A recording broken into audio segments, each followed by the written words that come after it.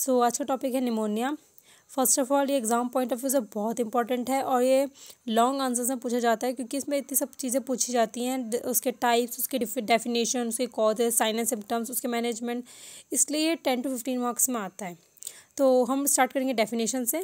Pneumonia is an inflammatory process of lung parenchyma usually associated with marked increase in interstitial and alveolar fluid. ये इसकी definition हो गई जो आपको as a tees लिखनी है। वैसे निमोनिया क्या होता है, हमारे लंग्स की एक डिजीज़ होती है जो कि लंग्स में जब इन्फ्लेमेशन हो जाता है ना लंग्स के अंदर, जैसे इसके कॉजेज़ हम पढ़ेंगे तो आपको समझ में आ जाएगा, बट ये डिजीज़ जो होती है लंग्स की होती है। ठीक है, अब हम इसके टाइप्स पढ़ेंगे। निमोनिया 4 टाइप का होता है क्लासिकली। जो फर्स्ट है वो है टिपिकल और बैक्टीरियल जिसको कहा जाता है, सेकेंड है एटिपिकल, थर्ड है एनारोबिक और कैविट्री, और फोर्थ है अपॉर्चुनिस्टिक। ये 4 जो होते हैं वो 4 टाइप्स ऑफ निमोनिया में इनको लिखा है। फिर अनदर वाइडली यूज क्लासिफिकेशन जो होते हैं निमोनिया के वो है community acquired pneumonia, hospital acquired pneumonia और एस्पिरेशन निमोनिया। जो कम्युनिटी अक्वायर्ड निमोनिया होता है वो हमें कम्युनिटी मतलब हमें सोसाइटी से कम्युनिटी से हमें अगर कोई मतलब निमोनिया मतलब कम्युनिटी की वजह से अगर हमें निमोनिया हो रहा है तो उसे कम्युनिटी अक्वायर्ड निमोनिया कहते हैं। अगर हम हॉस्पिटल गए उससे पहले हमें निमोनिया नहीं था, बट अगर हॉस्पिटल जाने के बाद हमें निमोनिया हुआ तो उसे हॉस्पिटल अक्वायर्ड निमोनिया कहते हैं। और एस्पिरेशन निमोनिया होता है कि जब आपने कोई मतलब फ्लूइड या फूड एस्पिरेट कर दिया होता है, मतलब फूड पाइप के में जाने के बजाय अगर वो विंड पाइप में चल जाता है या फिर वॉमिट विंड पाइप पे चल जाती है तो उसको एस्पिरेट कहते हैं। तो उसकी वजह से भी आपको निमोनिया हो सकता है। तो ये हो गए इसके टाइप्स ऑफ निमोनिया। अब हम पढ़ेंगे causes. So the first cause is bacteria, virus, mycoplasma. Mycoplasma इसमें जैसे मैंने लिखा है यहाँ पे मेंशन किया है, सेल वॉल जो होती है एब्सेंट होती है। Fungal agents and protozoa. ठीक है, ये फर्स्ट पॉइंट के अंदर कंसिडर करते हैं। सेकेंड है aspiration of food, fluid and vomitus. जैसे मैंने आपको बताया जो टाइप्स में एस्पिरेशन निमोनिया आ रहा है वो इस वाले सेकंड मतलब कॉज जो यहाँ पे सेकंड कॉज मेंशन हुआ है इसकी वजह से हो सकता है। नेक्स्ट है इनहेलेशन ऑफ टॉक्सिक और कॉजेटिक केमिकल, स्मोक, डस्ट और गैसेस।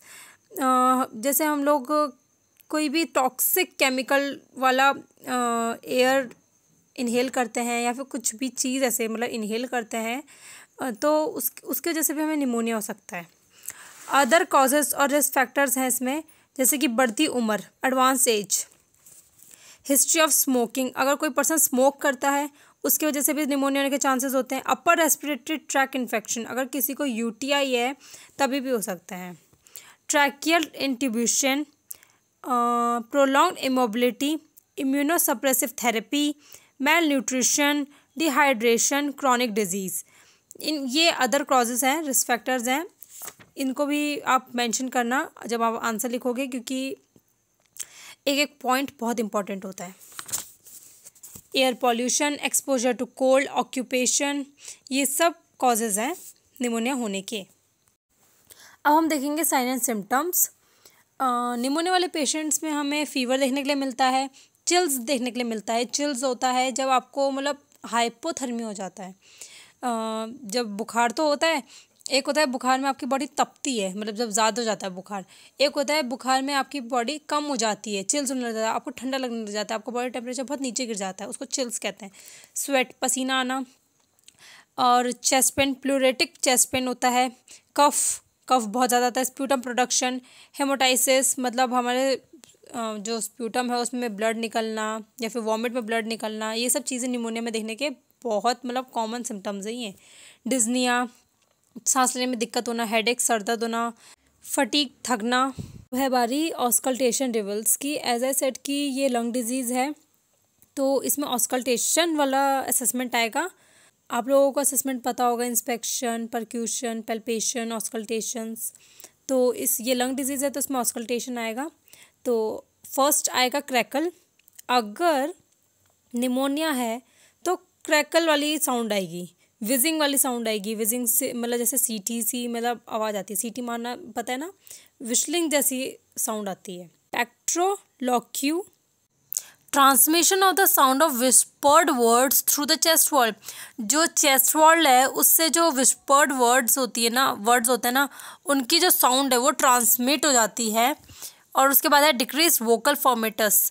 डिक्रीज वोकल फॉर्मेटस में क्या होता है, वाइब्रेट करते हैं और स्टेथोस्कोप से सुनते हैं, चेस्ट वॉल से जो है साउंड्स ट्रांसमिट हो रही होती है। तो ये थे ऑस्कल्टेशन रिवल्स। इससे पता चलता है हमारे लंग्स के अंदर का मतलब असेसमेंट करने की एक ये ज़रिया है। अब हम देखेंगे मैनेजमेंट, वो है नेक्स्ट वीडियो में।